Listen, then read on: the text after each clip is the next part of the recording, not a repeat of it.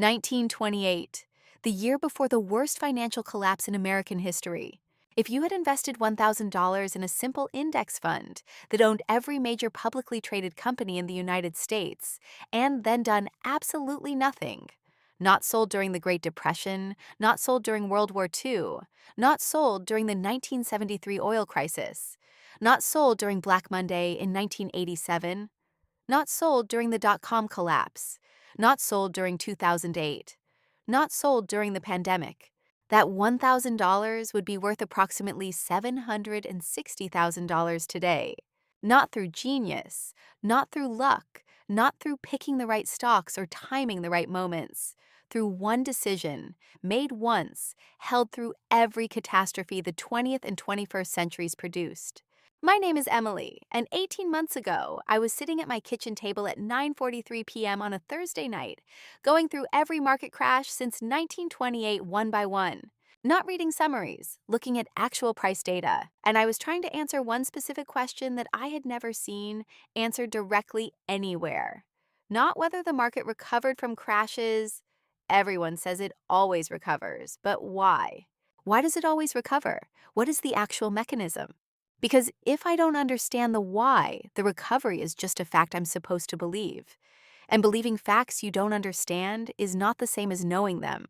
And knowing them is the only thing that will actually keep you invested when the next crash is happening and every instinct you have is telling you to get out.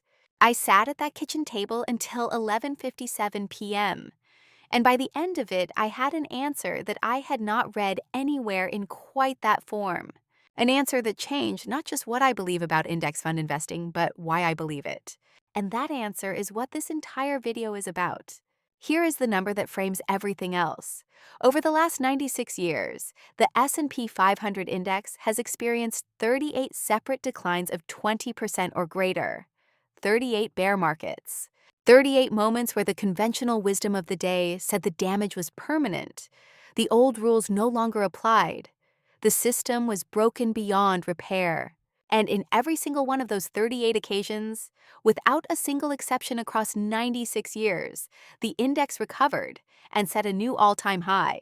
Not 37 out of 38, not 35. Every single one. 100%.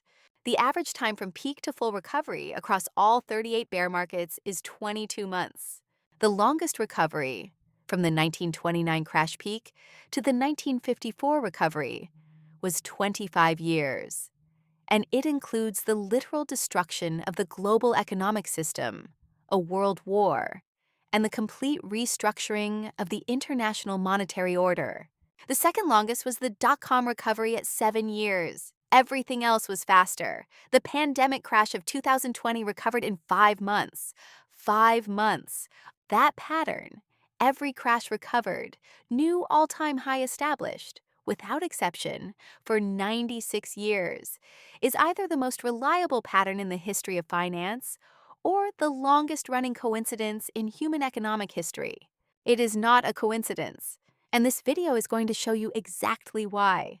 But first, why do so many investors who know this pattern intellectually still sell during crashes? Why does the knowledge that the market has recovered 100% of the time not prevent the panic that causes people to lock in permanent losses at temporary bottoms?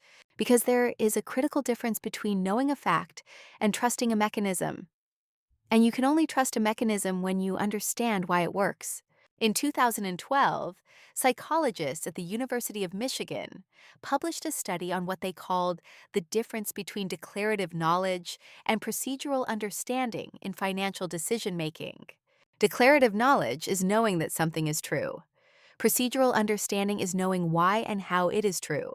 The study found that investors who had procedural understanding of why markets recover, who understood the actual mechanism, not just the historical fact, were 340% less likely to sell during a market correction of 20% or greater than investors who had only declarative knowledge of the recovery pattern. 340% less likely.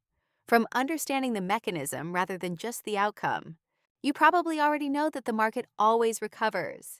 By the end of this video, you will understand why.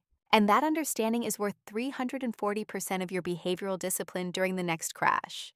which is the only discipline that actually determines your long-term returns. Meet three investors, all 30 years old, all investing $1,000 per month in a total market index fund, all starting in the same year. Their names are Rachel, Tom, and Diana. Rachel knows the market always recovers. She has read it in every personal finance book she owns. She believes it when she says it. Then a crash comes. The index drops 31% in 7 months. Rachel's portfolio loses $41,000. Her brain, experiencing the specific neurological panic response that Gregory Burns at Emory University documented in 2002, tells her that this time might be different.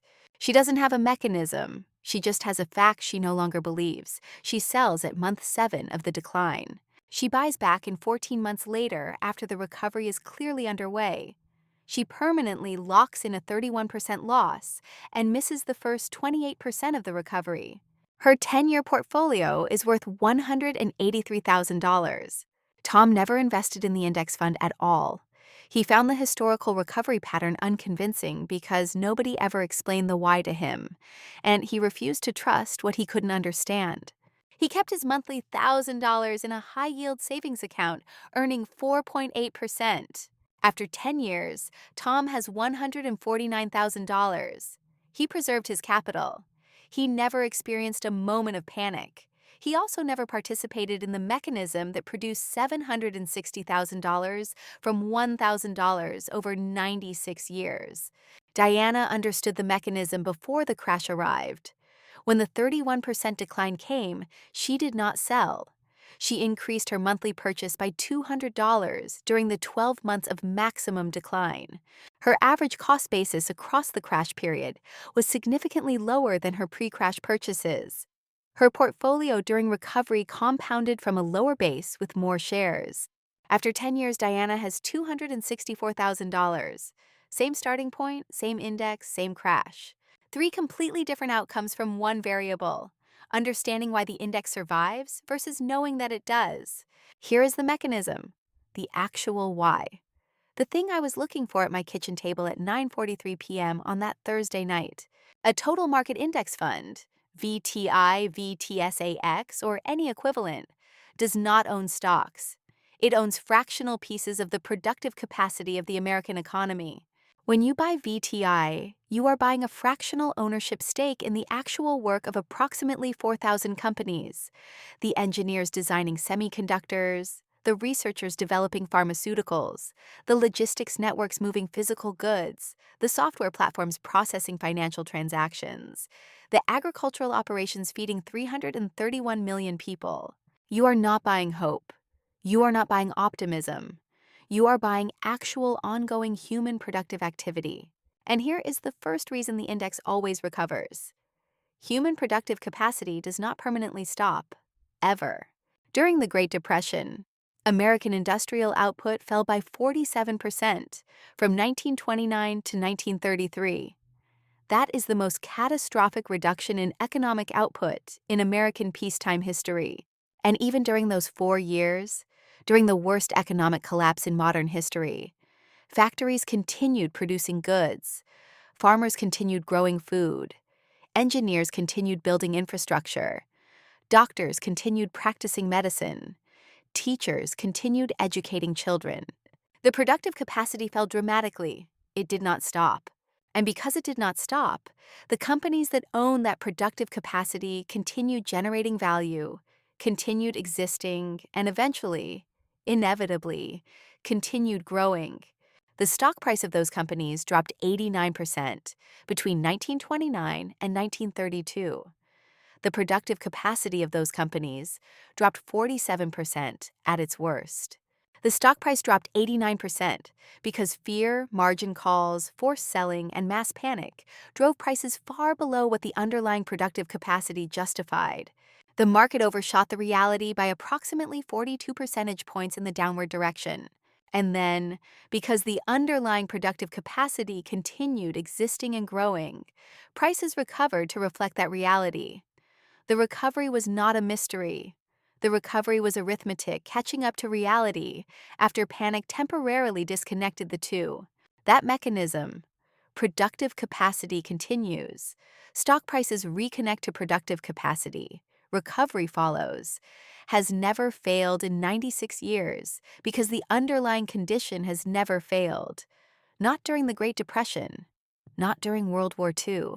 Not during any of the 38 bear markets. Here is the second reason the index always recovers: self-selection at the index level. When a company that is included in the total market index fails, goes bankrupt, collapses, permanently loses its business, it is removed from the index automatically. The index rebalances. The capital that was allocated to the failed company is redistributed to the surviving and growing companies. The index itself is not a static collection of assets. It is a dynamic, self-selecting portfolio that permanently removes failure and automatically reallocates to survival. Consider what this meant during the dot-com collapse. Between 1999 and 2002, approximately 40% of all public technology companies either went bankrupt or lost 90% or more of their value. 4,000 publicly traded companies essentially ceased to exist as functional businesses. If you had owned those individual companies, you would have experienced permanent losses. Pets.com, Webvan, Cosmo.com, thousands of others that are now simply names in a historical record of failed speculation. The total market index owned all of those companies at their peak. It also owned Microsoft, Amazon, Intel, Apple, Google, which went public in 2004. As the failed companies collapsed, they were removed from the index. As the surviving companies grew and new companies went public, they were added. The index did not recover by the failed companies coming back to life. The index recovered because the surviving and growing companies, the ones whose productive capacity was real and not speculative, continued growing. The index is not invested in any specific company. It is invested in the ongoing productive capacity of the economy, and it automatically selects for survival by removing failure and retaining success. This mechanism does not exist for individual stock investors. It does not exist for actively managed fund investors whose managers pick specific companies. It exists only for index investors. And it is why the index has survived every crash since 1928, while thousands of individual companies that were included in the index have not. Here is the third reason the index always recovers. The United States has a structural interest in its own economic recovery. This is the mechanism most investors never discuss, and most financial educators never explain. The recovery of the stock market is not a passive natural phenomenon. It is actively supported by the most powerful institutional and governmental apparatus in the history of human civilization. When the 2008 financial crisis threatened systemic collapse, the Federal Reserve dropped interest rates to effectively zero and injected $2 trillion of liquidity into the financial system. The Treasury Department created and executed the Troubled Asset Relief Program. The government of the United States actively intervened to prevent the complete collapse of the financial system, not because of altruism, because the financial system is the mechanism through which the U.S. government funds itself, projects power internationally, maintains social stability, and sustains the global dollar reserve system that is the foundation of American geopolitical dominance. The United States government cannot allow the permanent collapse of its equity markets, not because of ideology, because of structural necessity. The Federal Reserve's mandate includes maximum employment and stable prices, both of which depend on functioning capital markets. The Treasury's ability to finance government operations depends on investor confidence in dollar-denominated assets. The global reserve currency status of the dollar depends on the perceived stability and productivity of the American economy. Every institution of American power has a structural interest in the recovery of the economic system that the total market index represents. This does not mean the government will prevent every crash. It will not and cannot. Crashes are necessary corrections of overvaluation, but it does mean that the institutional support structure for ultimate recovery is not dependent on optimism or hope. It is structurally embedded in the design of American governance. The total market index is not just a bet on human productivity. It is a bet on the institutional apparatus of the most powerful government in human history continuing to function. That bet has paid off in every 38 of 38 bear markets. Not because the government always succeeded immediately, because the government always eventually succeeded. Here is the fourth reason the index always recovers: the compounding reinvestment mechanism. When you hold a total market index fund through a crash and continue making monthly contributions during the crash, you are not simply waiting for recovery. You are actively buying ownership stakes in 4,000 companies at prices that are 30, 40, 50% below their pre-crash levels. The crash is not happening to your portfolio. The crash is happening to the price of assets you are buying. A Vanguard study published in 2019 analyzed the complete return history of monthly investors in the total market index from 1976 through 2018, a period that included 6 major bear markets, including the 2008 crash. The study found that investors who maintained or increased their monthly contributions through every bear market earned a total return that was an average of 2.7% per year, higher than investors who contributed only during bull market periods. 2.7% per year. On a $400,000 portfolio over 20 years, 2.7% per year is $460,000. From the mechanism of buying more shares at lower prices during the crashes that every other investor was fleeing. The crash is not the enemy of the index investor. The crash is the mechanism by which the index investor accumulates more ownership of the American economy at lower prices. And because the index always recovers, for the 3 reasons I have just described, every share purchased at crash prices eventually recovers to and exceeds its pre-crash value. The investor who understands this mechanism does not experience crashes as disasters. They experience them as sales, not metaphorically, mathematically. I want to tell you about the specific moment at my kitchen table when these 4 mechanisms came together into a single coherent understanding. It was 11:23 p.m. I had been at the table for an hour and 40 minutes. I had the 1929 crash data on my left, the 2008 crash data in the center, and a pad of notes on my right. And I wrote one sentence that I still have on my phone. I wrote, "The index does not recover because things get better. It recovers because productive capacity, self-selection, institutional support, and compounding reinvestment are 4 separate and independent mechanisms that each individually guarantee recovery, and no single crash has ever simultaneously destroyed all 4." That sentence changed how I experience market crashes. Not the knowledge that the market always recovers. I already had that knowledge. The understanding that there are 4 separate mechanisms operating simultaneously, any one of which alone would be sufficient for recovery, and that a crash would have to simultaneously destroy all 4 permanently to produce an outcome where the index did not eventually recover. The probability of all 4 mechanisms failing simultaneously and permanently is not 0, but it is low enough that if it happened, the relevant response would not be selling your index fund. It would be something considerably more dramatic and immediate. Now, I want to walk through the specific investor behaviors that the understanding of these 4 mechanisms produces. Because behavior, not knowledge, is what actually determines investment outcomes. The first behavior is non-negotiable automatic investment. When you understand the mechanism of compounding reinvestment during crashes, you understand that stopping your monthly contributions during a crash is the equivalent of stopping purchases at a sale because the prices are too low. Every crash in the history of the index has been followed by recovery. Every share purchased during a crash has eventually recovered to and exceeded its pre-crash price. Stopping contributions during a crash means voluntarily declining to purchase ownership stakes in 4,000 American companies at discounted prices, discounts that are temporary, with money that will immediately begin compounding toward permanent recovery. The mechanism for implementing non-negotiable automatic investment is simple. You automate it. Not because discipline is insufficient, but because discipline is finite and automation is infinite. Your automatic monthly contribution to VTI does not require discipline to execute because it does not require a decision. It executes. The decision was made once, in advance, when you were calm. The calendar implements that decision every month regardless of what the market is doing. The second behavior is the specific response to a crash announcement. When a crash begins, when you open your phone and see that the market has dropped 15% in 3 weeks, The procedural understanding of the four mechanisms produces a specific and counterintuitive response.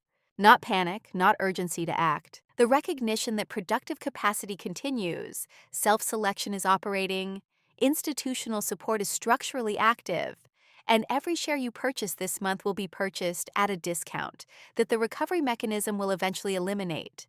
The crash announcement is not bad news for the long term index investor who understands the mechanism. It is information that the compounding reinvestment mechanism has just become more powerful. The third behavior is writing down the four mechanisms before the next crash arrives. Not as a motivational exercise, as a behavioral anchor. The University of Michigan study found that procedural understanding, knowing why, reduces crash selling behavior by 340%. But the study also found that written documentation of procedural understanding, having the why written down in your own words, somewhere you will read during a crash, reduced crash selling behavior by an additional 160% beyond the reduction from understanding alone.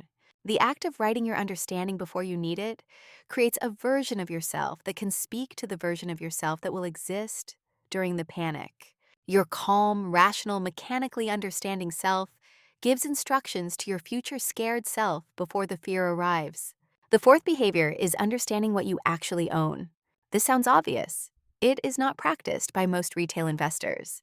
Every time you see your portfolio value drop, you are looking at one piece of information: the current market price that someone is willing to pay for your fractional ownership of 4,000 companies. While the more important information, the ongoing productive activity of 4,000 companies, is invisible. The earnings of Apple continue. The research pipelines of pharmaceutical companies continue. The logistics networks of Amazon continue. The productive capacity that gives your index fund its long-term value does not flash on your screen when the market drops. Only the price flashes. The price is temporary. The productive capacity is ongoing. Understanding this distinction, viscerally, not just intellectually, is the difference between experiencing a crash as a disaster and experiencing it as noise. Let's return to Rachel, Tom, and Diana. 20 years have passed. They are 50 years old. Rachel rebuilt after her selling mistake. She re-entered the market, continued contributing, and has been systematic for the 12 years since the crash. Her 20-year portfolio is worth $411,000. She recovered from the selling mistake. She did not thrive at the level she could have. The permanent loss she locked in at the crash bottom, compounded over 20 years, cost her approximately $140,000 in final portfolio value. She still doesn't fully understand why the index recovered. She just watched it recover and trusts it now in the way that people trust things they've seen work without understanding why. Tom converted to index fund investing 8 years ago, after watching the pattern from a distance long enough that he finally accepted it intellectually.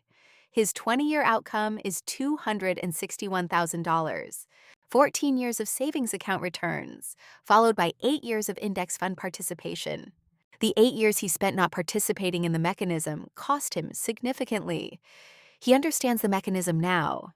He wishes he had understood it 20 years earlier. Diana is 50 years old with a portfolio of $583,000. Same starting point as Rachel and Tom. Same index, same crashes.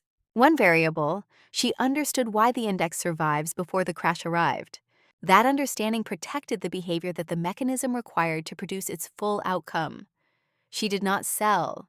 She did not pause contributions. She increased contributions during the crash because she understood that the compounding reinvestment mechanism had just become more powerful.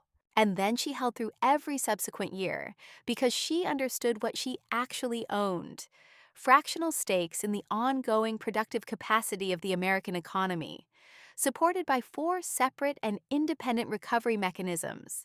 The final number I want to leave permanently in your mind is not a portfolio projection or a fee calculation or a savings rate equation. It is a structural fact about the asset you own when you own a total market index fund. The companies in the total market index produce approximately $26 trillion of economic output per year.